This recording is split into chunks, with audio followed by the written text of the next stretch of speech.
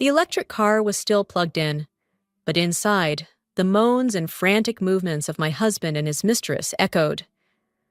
Right at the peak of their passion, a dry, thunderous explosion rang out.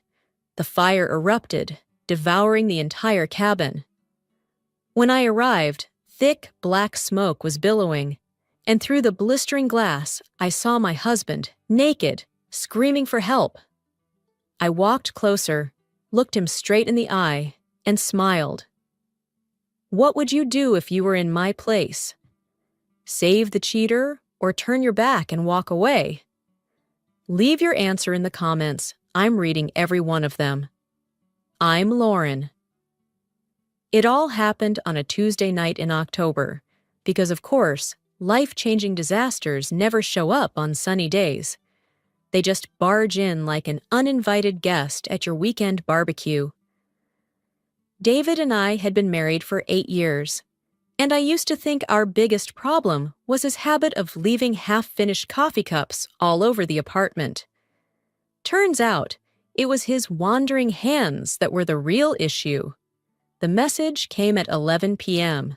My husband, David, and his secretary, Ashley Brooks, 26 years old, were turning the brand-new electric car we'd just bought into their love nest.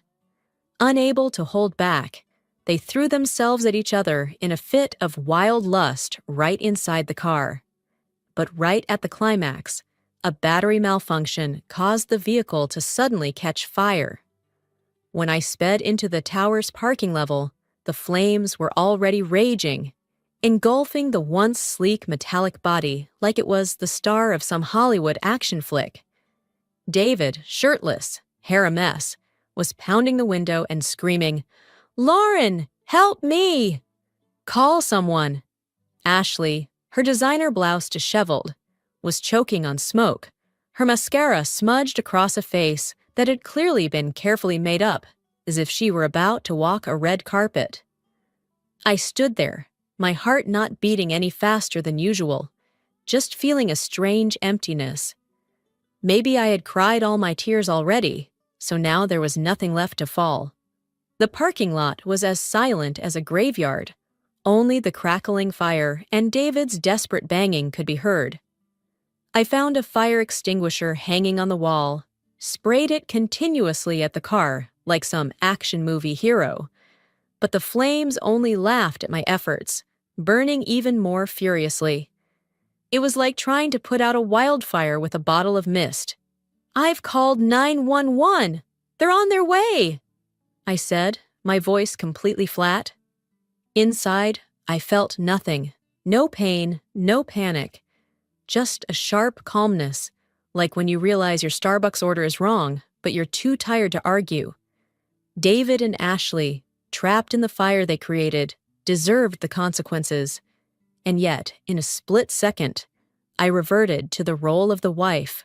I ran toward the car, ignoring the heat that scorched my skin, trying to pry open the door. But this new model had a sleek design with hidden handles. When the power was cut by the fire, every door locked shut like an iron trap. "Lauren, I'm begging you, please save me!" David screamed, his eyes wide with terror, as if he'd just realized he'd bet his entire life on the wrong hand. Ashley, coughing to the point of choking, sobbed, "Lauren, please, save me!" Her tears streamed down, smearing the expensive mascara she probably wore just to impress my husband. I reached for the door again, but the heat seared my skin, forcing me to recoil. "I want to help." I looked David straight in the eye through the smoke-blurred glass, then slowly mouthed the words, making sure they saw each one clearly. "But I don't want to get roasted with you, too." In the distance, the fire truck sirens blared, red and blue lights flickering in the night. "Lauren, you'll regret this," David yelled, his voice a mix of fury and despair, as if he still thought he could guilt-trip me over this mess. The firefighters arrived, pried the car open, and dragged them both out. Miraculously, they were still alive, though severely burned.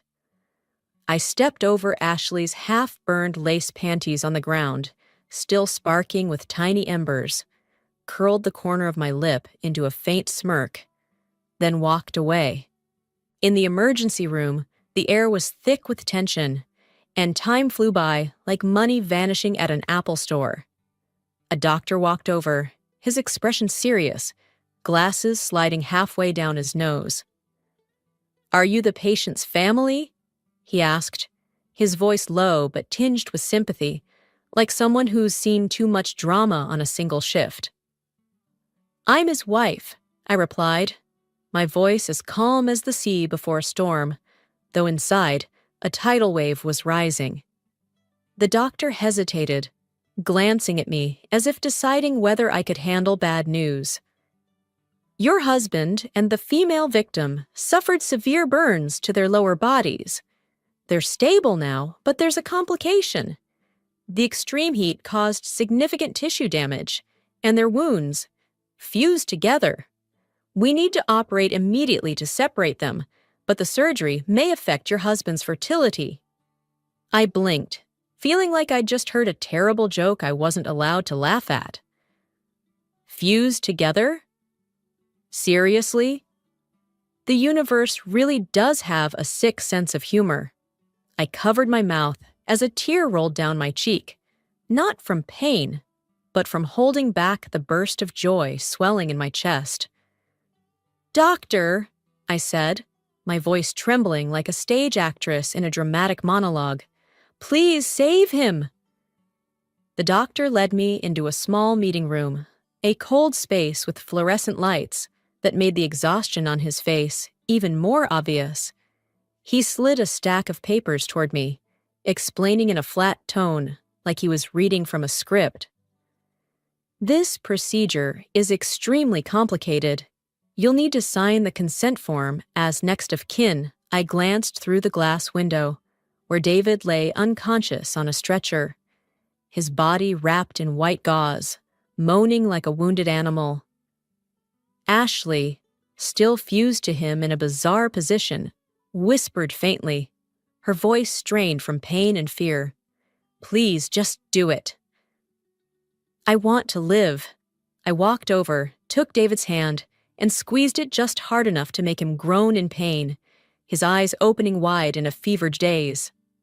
"Honey," I said, my voice as sweet as a caramel latte, "you once said Ashley was your true love, didn't you? I believe she'll love you no matter what happens, Ashley."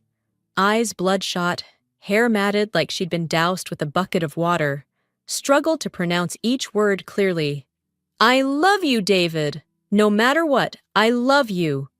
Do the surgery. I'll be with you for life."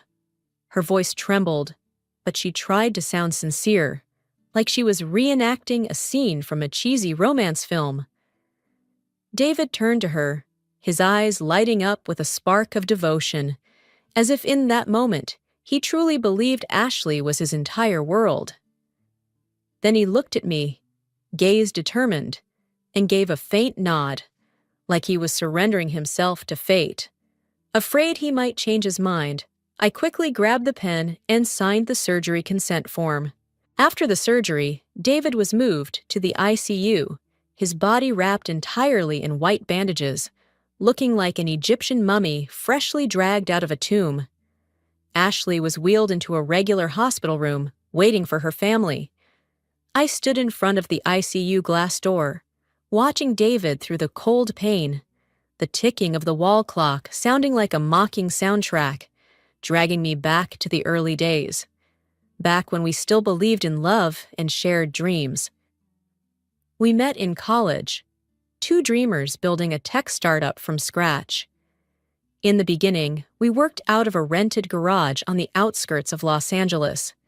Freezing winters that bit into your bones, summers hot like a pizza oven.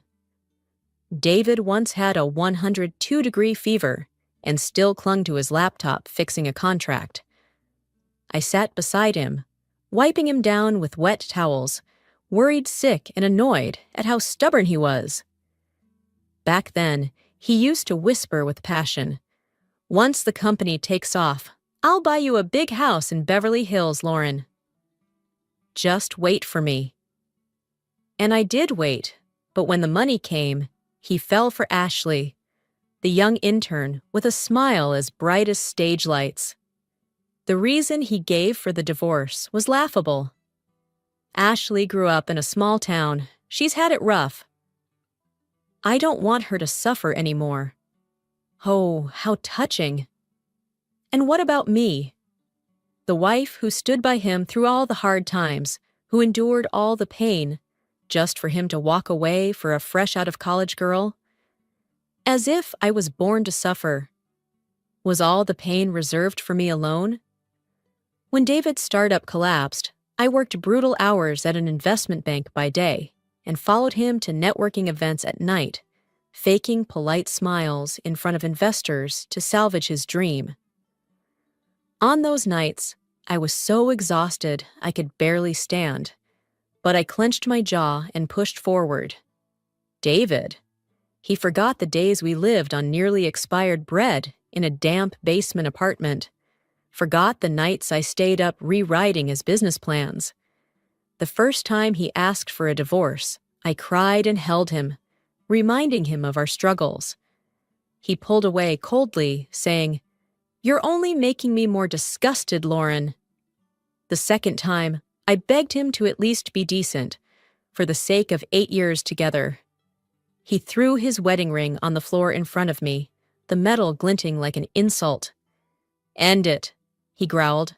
"This tug-of-war is meaningless." The third time, I had nothing left. I agreed. He offered me half the assets because, if it's more than that, Ashley will get jealous. I nodded. I just wanted out of this filthy marriage, to find a way out for myself. Now, standing by David's hospital bed, I wiped a tear from my cheek, not out of heartbreak, but from laughing at myself, the girl who once believed in a promise about a house in Beverly Hills. We were still negotiating the divorce, hadn't even filed the papers. The doctor said he had extensive burns, high risk of infection. I looked at him, motionless under the white wrappings, and thought, maybe I won't need a divorce after all. If he doesn't make it, I'll inherit everything. The company, the condo, everything. Part of me wanted to smile, but I held it in, keeping my face mournful like a stage actress. Just then, my phone buzzed in my pocket, the screen lighting up with the name Susan Carter, and my fingers trembled. Susan, my mother-in-law, someone I had nearly forgotten in all this chaos. When we first got married, she treated me like a daughter, with warm hugs and sweet compliments. But when David's company took off, she changed, looked at me with disdain, called me a leech, told me I wasn't worthy of her brilliant son.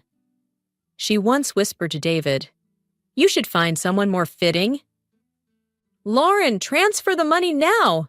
Susan screamed over the phone, her voice shrill like a blaring alarm. I took a deep breath, my voice feigning a choked sob. "Susan, David is in critical condition at Mercy General Hospital." She cut me off, yelling, "Don't lie to me. You've always been a burden to David. If it weren't for you, I could have reached him." I bit my lip, remembering the days I lost every ounce of dignity, calling and texting David day and night when he demanded a divorce. He got sick of me and blocked my number. I changed numbers and kept calling, like a desperate woman clinging to a sinking ship. In the end, he turned off his phone completely, leaving me in a black hole of waiting, every second swallowing me whole, never ending. So now, when she couldn't reach David, she blamed me. Seeing me silent, Susan must have thought I was softening and kept going. "I need money for living expenses. Send it now." I clenched my teeth, voice trembling like I was acting out a touching movie scene. "Mom, the medical bills are piling up. It's tens of thousands of dollars every day. I'm doing the best I can." She snapped, "I'm warning you, stop lying. Transfer the money now." The cold dial tone echoed in my ear as she hung up, as if she had not a shred of patience left for me. "Fine. If my dear mother-in-law insisted, I'd comply. In my own way. I turned to the nurse changing David's bandages as he lay motionless in the hospital bed. I spoke loudly enough to make sure he heard every word. We can't afford the premium treatments anymore. Please switch him to basic care. And maybe move him to a shared room to save costs, David stirred, his eyes flying open in panic, but his mouth could only let out hoarse, broken groans. I dipped a cotton swab in water and slowly dabbed his cracked lips, my voice as sweet as a caramel latte. I'm sorry, darling. Your mom just called, asking for money. I have no other choice. David let out a dry, agonized moan, but to me, it sounded like a symphony of relief. If you want to blame someone, blame your mother, I continued, my voice soft but as cold as the Santa Monica breeze. I told her you were burned and in the hospital. She didn't believe me, said I was lying to her. David tried to move again, worsening his wounds, yellow fluid seeping through the bandages, releasing a foul stench that made me wrinkle my nose. He was now just a broken man, and I, the only one left by his side, held his life in my hands. The door swung open, and the doctor stepped in, his face serious, glasses sliding down his nose. He pulled me aside, his voice low. Mrs. Wilson, switching to basic care could worsen his condition. Are you sure? I nodded firmly, my face holding a flawless mask of sorrow. My mother-in-law urgently needs money. I have no other option. I pulled out my phone and called Susan right in front of the doctor, my voice trembling. Susan! I told you David's in critical condition. Do you want to speak with the doctor? Lauren, how dare you lie to me? Susan screamed, her voice piercing like an ambulance siren. David's alive and well. I know it. Just because I can't reach him, you think you can say whatever you want. Send the money now or I'll sue you. The doctor frowned, handed me a tissue, his expression mixed with confusion and irritation. Is that David's mother? He asked, trying to keep his composure. I'm the physician from the burn unit at Mercy General Hospital. We need to discuss treatment options for her son. Susan shouted, Don't pull that crap. You hired someone to pretend to be a doctor, didn't you, Lauren? Send the money now, or I'll tell David everything, and he'll sue you to the end. I bowed my head, letting a tear fall onto the back of my hand, my shoulders trembling like I was holding back unbearable pain. But inside, I was smirking. The doctor sighed and signaled the nurse. Proceed with the family's request. To cut costs, David was moved to a regular hospital room at the end of the hallway, where the smell of disinfectant mixed with the groans of other patients. I looked at him, now just a pale shell of a man, tears streaming down his ashen face. I handed him a pair of cheap sunglasses, my voice calm. Put these on so no one sees you cry.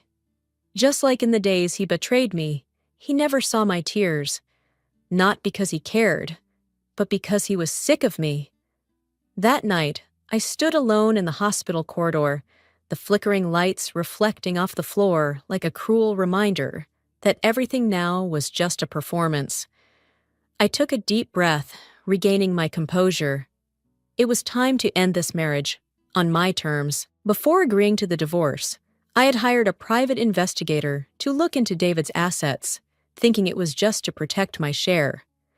Who would have thought it would become my trump card? Turned out, he secretly bought an apartment in Santa Monica, a lavish little love nest prepared for Ashley. What a joke! Back when we were broke, David and I couldn't even afford a wedding photo. In that dingy rental apartment, on a squeaky old bed, he held me close and slipped a beer can tab onto my finger in place of a ring, whispering, One day, I'll bring the whole world to you, Lauren. And now, that apartment stood tall as a naked monument to his betrayal. Sell this apartment, I told the real estate agent beside me, dabbing my eyes with a handkerchief like I was grieving. I need it done this month. The agent, slick in his shiny suit, nodded and pulled out his phone to snap photos and shoot video, his eyes lighting up like he just smelled money. No problem, ma'am. The other 2 properties you sent over are already in motion. Prices are negotiable, I smirked. Do it. I sold every share David had to his company's biggest competitor. His arrogance had created plenty of enemies, and they were clapping with joy watching his empire fall. In just 2 weeks, I liquidated all shared assets, every dollar a clean cut, slicing me free from him. When I returned to visit David in the general ward, he was awake, eyes burning with rage, but still mute, only managing weak, garbled sounds. I walked over, sat beside his bed, my voice soft like a lullaby. Sweetheart, I've gathered enough money for your treatment. Don't worry, I'll find you the best doctors. A flicker of gratitude lit up in his eyes, which quickly turned to horror as I opened a box. I prepared something special for you, I said, slowly revealing a modern support device, custom designed for his post-surgery condition. Technology's amazing these days, isn't it? David flailed wildly, his bandaged body rolling on the bed, groaning like a trapped animal. His burned eyelids couldn't close, forcing him to stare, eyes wet with tears, straight into my gentle yet icy smile. As if unable to bear my gaze, he tried to use the back of his head to twist his body away, gurgling desperately, wanting to escape me. Suddenly, the heart monitor blared an alarm. David's blood pressure spiked, the screen flashing blood, red. I stepped out slowly, calling just loud enough to sound convincingly panicked. Doctor! Something's wrong with my husband.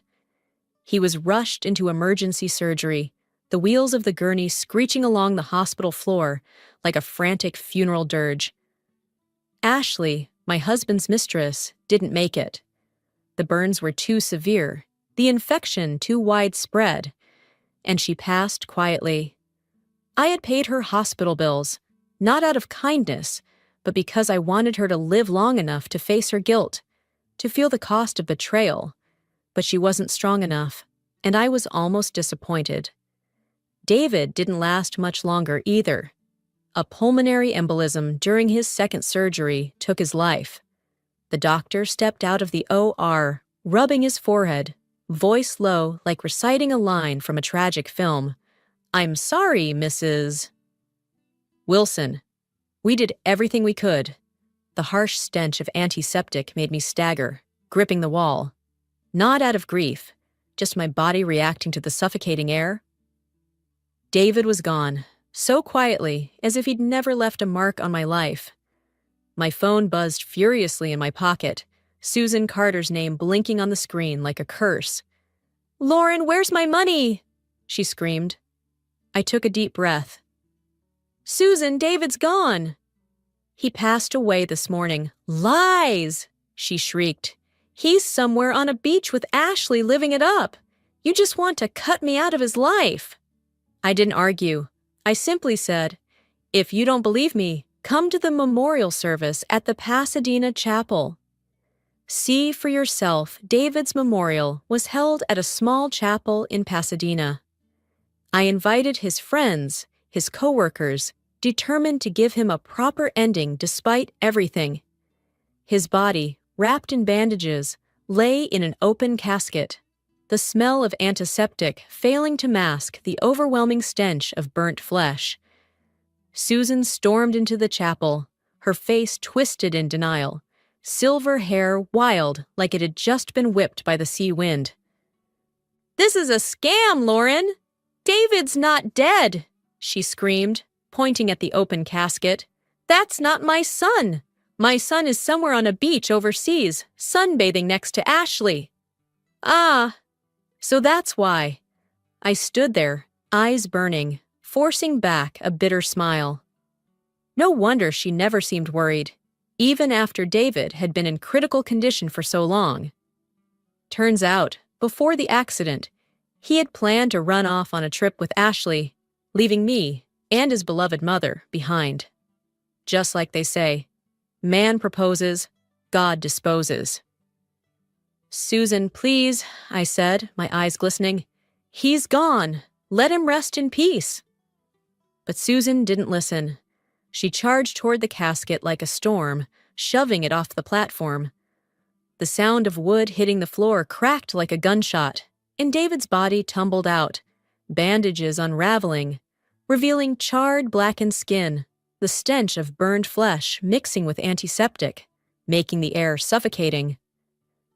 Guests screamed in horror, pinched their noses, and rushed out, their cries forming a chaotic chorus. Susan collapsed onto the floor, sobbing, "David, my son!" Her trembling hands clawed at the wood floor, as if trying to grip onto a delusion that had just shattered.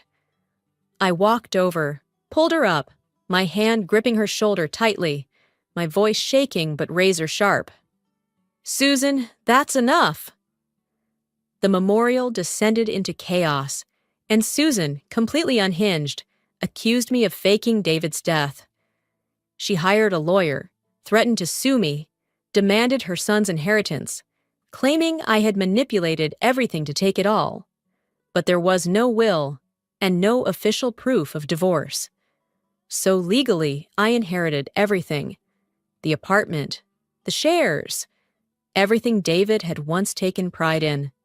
A few weeks later, I sat in a small cafe in Santa Monica, the ocean sunlight glinting through the glass. Robert Brooks, Ashley's father, walked in. A worn-out man with a deeply lined face who once worked as a truck driver. He held an old photo of Ashley, his eyes dull with grief.